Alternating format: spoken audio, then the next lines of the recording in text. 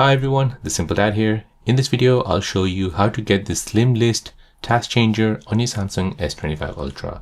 So if you want to get this slim list task changer, then let me show you how to do this. So first, you're going to go ahead and open up the Galaxy Store. So this is what it looks like. Tap on this. Here you're searching for Good Luck. Go ahead and download this app. Once downloaded, go ahead and open the app. Now in the app itself, you need to open up another app called Home Up.